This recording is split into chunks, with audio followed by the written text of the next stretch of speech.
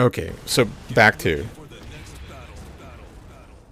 So like I said, so back to has a variant with just forward. For people who don't know, forward enters a stance called misstep. Misstep is when you do forward and neutral.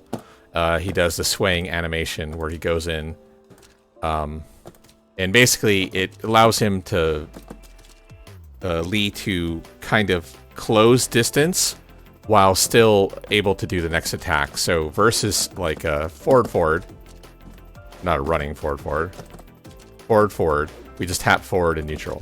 So back 2 by itself has an extension, back 2 forward 3. Otherwise, you can do back 2 into forward and do something called misstep, aka back 2 loops is what everyone talks about. So back 2 allows you to keep like pushing in and doing more and more options. You can't really get a sense of like the scale from wall to wall because there's no walls, but it allows you to keep getting like into their shit and keep doing it. So while you can perform it by back 2, like you see I miss it there, because I'm not used to doing the back 2 forward neutral. Yeah. So I use the forward input instead, and it's dropping here, but I use forward. But yeah, it's normally just back 2, but you need timing. So there is skill involved, but the thing is back 2 especially, you don't need back 2 anymore. Even in Tekken Tag 2, where like back 2 was a little bit more important, he used to be able to do a different variation, which is what's standing 2. And the standing 2 variation still works. So down forward 2, down 2, back 2, 2, back 2, and then you do your bind option. The difference in this game, though, is if you see the damage potential, you can't do it anymore. So 4 damage on the standing 2, 5 damage. So it now does less damage than doing a back 2 loop by itself. 1 point is not a lot, but it does add up. With that being said, like I said, because they changed Lee's combo structure in 7, you really don't need to do back 2 loops anymore. And then forward 3 is completely antiquated. You don't need to go that. And the reason you don't have to do that is because they made it so forward 3 can now easily transition into misstep by tapping forward. Yeah, you're always right in their face after doing forward 3. So now the variant's like this. Back 2 immediately. Whereas in Tekken Tag 2, it was basically 2 just frames in order to land this combo. So it was both, you had to micro dash forward 3 and then micro dash forward 3 afterwards. Those days are completely gone. So sort of thing, what does that do to press T to China, right? So now instead, we just do silver sway back to wall stand 2-4 instead.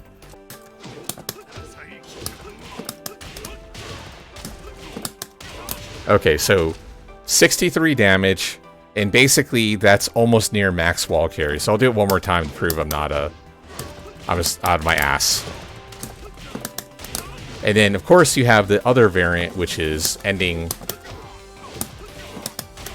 with back 2 forward 2-1, which is truly more carry. And then also, if you want to actually do a multiple back 2 loop, you can. The tricky part with landing the end forward 2-3 is you don't actually delay forward 2. You don't do forward 2 delay 1. You actually do delay forward 2-1, which is completely contrary to like every other character combo structure in the game. So once again, you don't do forward 2 delay 1. You delay forward 2-1, and you don't delay it at all. So I'm not gonna be able to do it for you because the timing is strict for the max carry. But yeah, you don't need to do back 2s anymore. So okay, like what? Let's say you want to do more back 2s for more carry for some reason. Who the fuck knows? So that's where another back 2 loop comes in, an addition of forward 4-3. So using forward 4-3, we can actually do 3 loops of back 2. Once again, I don't know why you'd want to do that.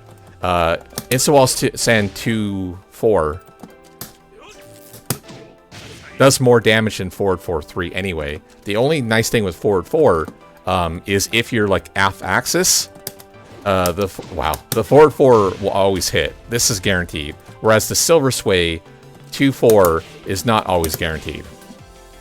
So, rather than focusing on the need for back 2 loops, what you need to focus on as a beginner is silver sway canceling.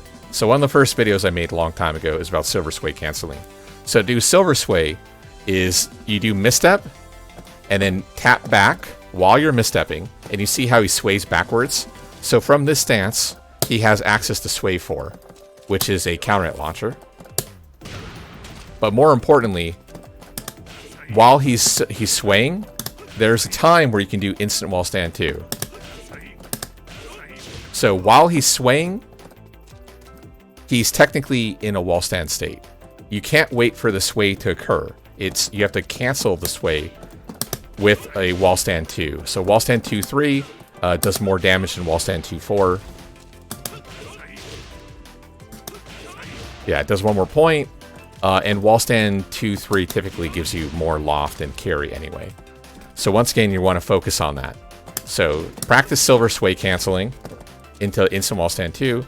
Just do single back 2 and then do the silver sway. Super easy. And just keep doing that. And then do it at the end. And keep practicing that. That is way more important in Tekken 7 than ability to do multiple back 2s. Multiple back 2s does not help you. It's a waste of like effort. And this kind of goes back to the same vein as what's it called? KBDing. Like, you're a beginner, you don't need to know how to fucking KBD because you're playing Tekken 7. Who gives a shit? Learn it when you're learned your character.